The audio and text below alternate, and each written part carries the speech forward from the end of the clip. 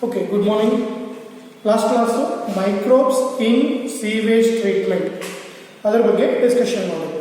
Okay, sewage ಅಂದ್ರೆ ಏನು?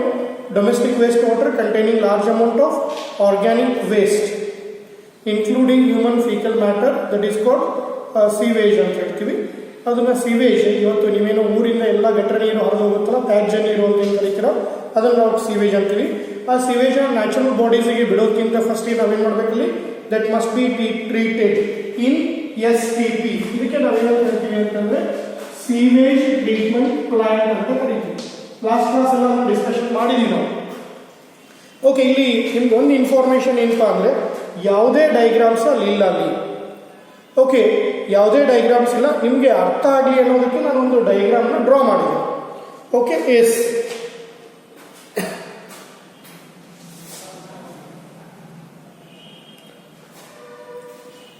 Okay fine. ಈಗ ಒಂದ್ ಕಡೆ ಏನಾಗ್ತಿರುತ್ತೆ ಅಂದ್ರೆ ಈ ಊರಿಂದ ಸೀವೇಜ್ ಫ್ಲೋ ಆಗ್ತಾ ಇದೆ, ಇದು ಸೀವೇಜ್. ಓಕೆ, ಎಸ್ ಅಂದ್ರೆ ನೀವೇನು ಗಟರ್ ಚರಂಡಿ ಅಂತ ಏನ್ ಕರಿತೀರಾ, ಈ ಸೀವೇಜ್. ಇದನ್ನ ನಾವು ಏನಪ್ಪಾ ಅಂತಂದ್ರೆ ಎರಡು ಸ್ಟೆಪ್ ಅಲ್ಲಿ ಡಿವೈಡ್ ಮಾಡ್ತೀವಿ. ಒಂದು primary treatment. Okay, yes primary treatment.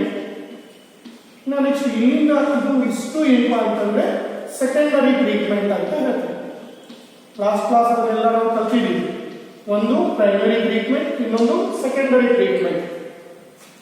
ಇಲ್ಲಿ ಪ್ರೈಮರಿ ಟ್ರೀಟ್ಮೆಂಟ್ ಅಲ್ಲಿ ನಾವು ಇನ್ನೊಂದು ಹೆಸರು ಏನ್ ಕರೆದಿದ್ವಲ್ಲಿ, ಫಿಸಿಕಲ್ ಟ್ರೀಟ್ಮೆಂಟ್ ಅಂತ ಏನ್ ಕರೆದಿದ್ದಕ್ಕೆ, ಫಿಸಿಕಲ್. ಓಕೆ, ಎಸ್ ಎಕ್ಸಾಮ್ ಅಲ್ಲಿ 5 ಮಾರ್ಕ್ ಕ್ವಶನ್ಸ್ ಇರುತ್ತೆ. ಈ ತರ ಸೀವೇಜ್ ಫ್ಲೋ ಆಗ್ತಿರುತ್ತೆ. ಆ ಸೀವೇಜ್ ಅನ್ನು ಏನ್ ಮಾಡೋದು ಅಂದ್ರೆ ಒಂದ್ ಕಡೆ ಬ್ಲಾಕ್ ಮಾಡೋದು, ಬಂದ್ ಮಾಡೋದು, ಇನ್ನೊಂದ್ ಕಡೆಯಿಂದ ಅಂದ್ರೆ ಡೈವರ್ಟ್ ಮಾಡೋದು ಈ ತರ. ಓಕೆ, ಎಸ್ ಈ ತರ ಡೈವರ್ಟ್ ಮಾಡಿ STP ಒಳಗೆ ಫ್ಲೋ ಆಗೋದು ಮಾಡೋದು. ಓಕೆ, ಫಸ್ಟ್ ಪ್ರೈಮರಿ ಟ್ರೀಟ್ಮೆಂಟ್ ಒಳಗೆ ಏನ್ ಹೇಳ್ತೀವಿ, ಎರಡು ಸ್ಟೆಪ್ ಇದೆ. ಒಂದು ಫಿಲ್ಟ್ರೇಷನ್, ಇನ್ನೊಂದು sedimentation. Filtration, another one, second what we call sedimentation. Okay, yes ಇಲ್ಲಿ ಫಸ್ಟ್ ಏನ್ ಮಾಡ್ತೀವಿ ಅಂದ್ರೆ ವಾಟರ್ ನ ಫ್ಲೋ ಮಾಡ್ತೀವಲ್ಲ, ಇಲ್ಲಿ we are going to use different wire mesh. Okay, yes ಇಲ್ಲಿ ನಾವೇನ್ ಮಾಡ್ತೀವಿ, different size wire mesh use ಮಾಡೋದ್ರಿಂದ ಏನಾಗುತ್ತೆ ಅಂತಂದ್ರೆ ಫಸ್ಟ್ ಫ್ಲೋಟಿಂಗ್ ಡೆಬ್ರಿಸ್ ಏನು ತೇಲ್ತಿರುತ್ತಲ್ಲ ಆ ಒಂದು ಕಂಟೆಂಟ್ಸ್ ಅನ್ನ ರಿಮೂವ್ ಮಾಡ್ತೀವಿ. ಅವಾಗ ಅಲ್ಲಿ ಒಂದು ಪ್ರೋಸೆಸ್ ಮುಗಿಯುತ್ತೆ, ಯಾವುದು, filtration. Okay, primary treatment that is to be conducted by two what we call process. One will be filtration and the other one sedimentation. Filtration ಅಲ್ಲಿ ಏನು ಮಾಡೋದ್ರಲ್ಲಿ ವಾಟರ್ ಫ್ಲೋ ಆಗ್ತಿರುತ್ತಲ್ಲ. ಓಕೆ, ಅದನ್ನ ನಾವಲ್ಲಿ different sized wire mesh, different sized wire mesh ಅನ್ನು ಹಾಕಿ floating ಅಂದ್ರೆ ತೇಲ್ತಿರುತ್ತೆ ಆ ಒಂದು contents ಅನ್ನ ರಿಮೂವ್ ಮಾಡೋದು. ಓಕೆ, ಇನ್ನು ಅಲ್ಲಿಂದ ನೆಕ್ಸ್ಟ್ ಏನ್ ಮಾಡ್ತೀವಿ ಅಂದ್ರೆ that water allow to settle or stand close ಇರುತ್ತೆ. ಓಕೆ, ನಿಂತಾಗ ಅಲ್ಲಿ ಏನಾಗುತ್ತೆ ಅಂದ್ರೆ ಅದರೊಳಗಿರೋ ಗ್ರಿಡ್, ಅದರೊಳಗಿರುವಂತಹ ಮಣ್ಣು ಏನು ಸಾಯಿಲ್ ಪೆಬಲ್ಸ್ ಅಂತ ಏನ್ ಹೇಳ್ತೀರಾ, ಅದು ಏನಾಗುತ್ತೆ ಅಂತಂದ್ರೆ that get settled at the bottom. ಅದಕ್ಕೆ ಇದನ್ನು ನಾವು ಸೆಡಿಮೆಂಟೇಷನ್ ಟ್ಯಾಂಕ್ ಅಂತ ಕರೀತೀವಿ. ಓಕೆ, ಸೆಡಿಮೆಂಟೇಷನ್ ಟ್ಯಾಂಕ್ ಗೊತ್ತಾಯ್ತಲ್ಲ. ಅಂದ್ರೆ ಅಲ್ಲಿ ಸೆಕೆಂಡ್ ಪ್ರೋಸೆಸ್ ಆಯಿತು.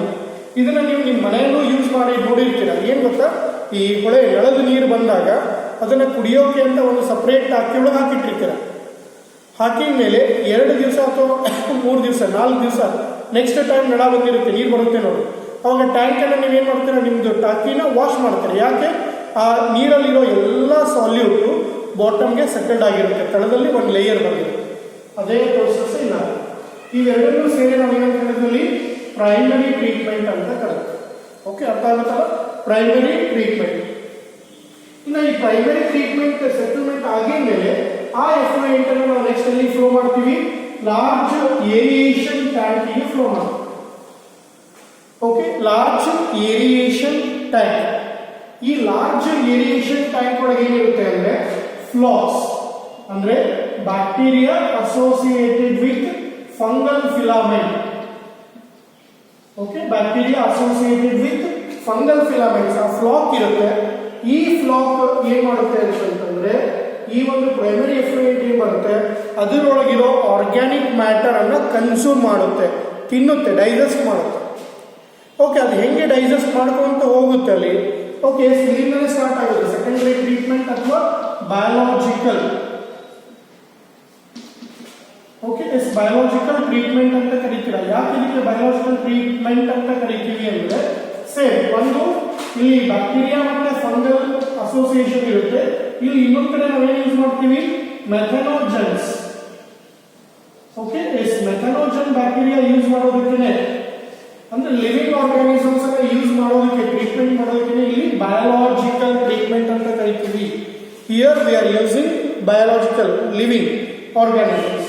ಓಕೆ, ಫಸ್ಟ್ ಸ್ಟೆಪ್ ಇಲ್ಲಿ ಬಯೋಲಾಜಿಕಲ್ ಟ್ರೀಟ್ಮೆಂಟ್ ಒಳಗೆ ಏನು ಮಾಡ್ತೀವಿ, primary effect is pass to large aeration type. This allows the growth of floc. Floc means bacteria associated with fungal filament.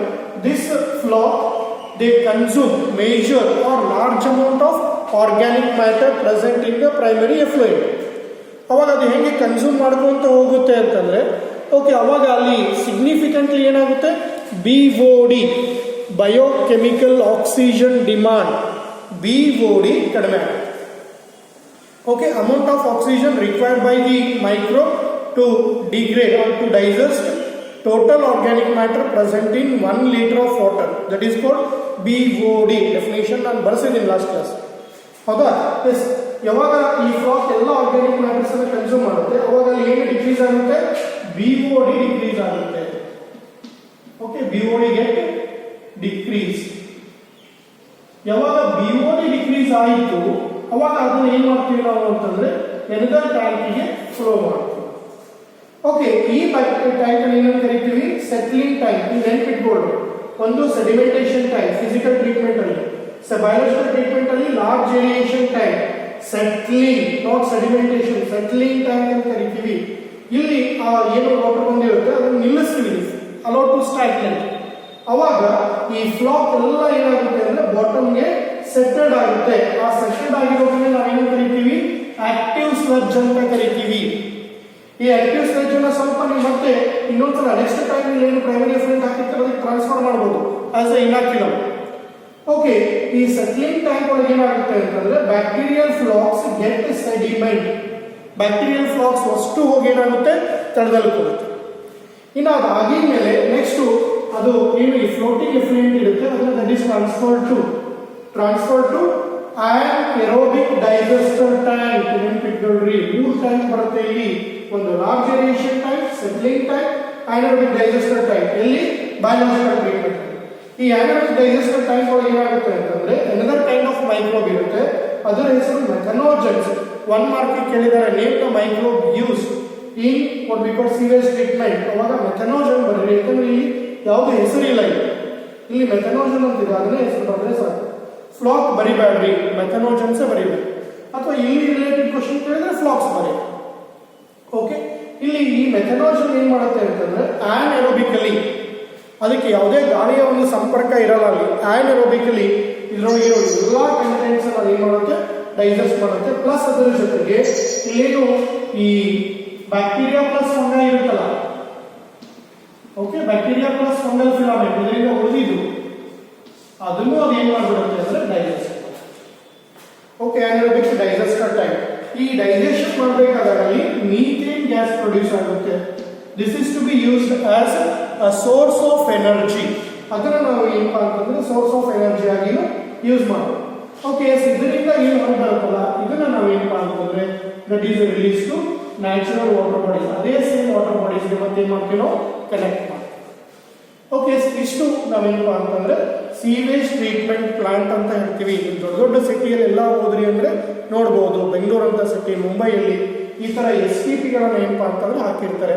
ಅದಲ್ಲದೆ ದೊಡ್ಡ ದೊಡ್ಡ ಇಂಡಸ್ಟ್ರಿ ಇದ್ದಲ್ಲಿ, ಓಕೆ, ಕೈಗಾರಿಕೆ ಇರುತ್ತೆ, ಅಲ್ಲೂ ಅವ್ರು ಏನಪ್ಪಾ ಅಂದ್ರೆ ಈ ತರ STP ಟ್ರೀಟ್ಮೆಂಟ್ ಪ್ಲಾಂಟ್ಸ್ ಅನ್ನ ಹಾಕಿ ಈ ನ್ಯಾಚುರಲ್ ವಾಟರ್ ಬಾಡೀಸ್ಗೆ ಬಿಡೋ ವಾಟರ್ ಏನಾಗಿರುತ್ತೆ, ಲೆಸ್ ಪೊಲ್ಯೂಷನ್ ಫ್ರೀ ಇರುತ್ತೆ ಅಂತ ಹೇಳ್ತೀವಿ.